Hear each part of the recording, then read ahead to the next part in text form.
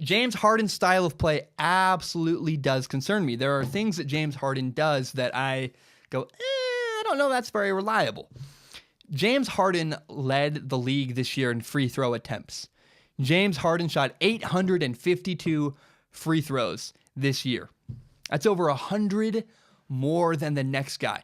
Giannis had 696, over 100 less than James Harden. James Harden shoots a ton of free throws.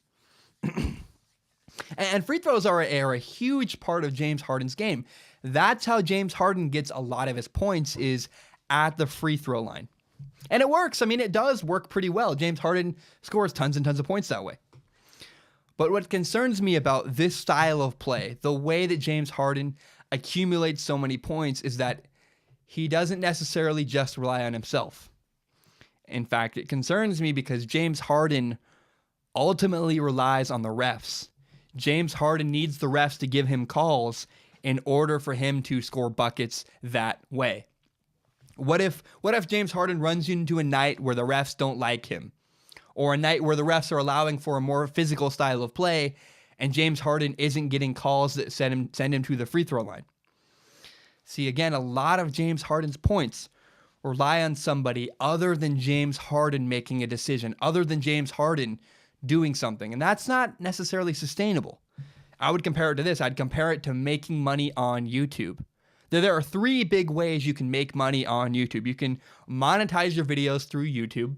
You can have a Patreon, or you can have personal business relationships and sponsorships. So I think what's interesting is that two of them you can control, and one of them is YouTube's control. You don't have any control over that version. And the truth is, if you want to make money on YouTube, you need to build your own business relationships, your own sponsorships. You know, when people are like, this video is sponsored by, and they hold up a product and they say that is what really makes you money on YouTube. The other way to make money on YouTube is to have a Patreon, which is where people, your fans, basically subscribe to you for $1 a month or $2 a month or whatever. And the third way to monetize is pretty hit or miss. It's monetizing through YouTube. You have YouTube put their ads over your videos. That's out of your control. That's not as reliable. And it's the same way with James Harden scoring. When you are putting your trust in somebody else, that concerns me a little bit. That's not as reliable. If I'm going to score buckets, I want to rely on me. If I want to make money, I want to rely on me. I would rather rely on my own abilities than leave it up to somebody else to make a decision, to make a call, to score points for me, to make money for me.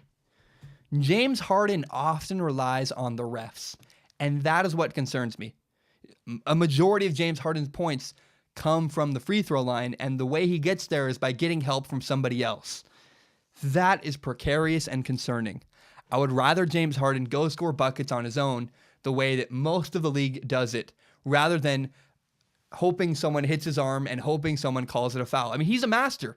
James Harden, I'm not faulting him at all. He's found a loophole in the system, and James Harden is fantastic at exploiting these calls, at finding a way to get to the free throw line. James Harden draws a foul better than anybody else in the NBA. Look at it. Again, 852 attempts from the free throw line. That's 100 attempts, over 100 attempts more than the next guy. I mean, James Harden is a master, but it's also somewhat unreliable. And I just would not want to put all my trust in the refs.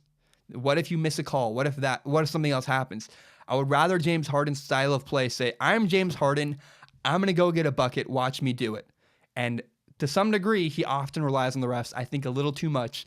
And that is why James Harden's style of play concerns me. Thank you for watching this video. Remember, if you like it, you can subscribe to Strong Opinion Sports on iTunes, on SoundCloud, and on YouTube. You can find the full entire hour-long podcast on YouTube. And if you really like this podcast, help me grow Strong Opinion Sports by telling your friends about the show on Facebook, on Twitter, whatever it is.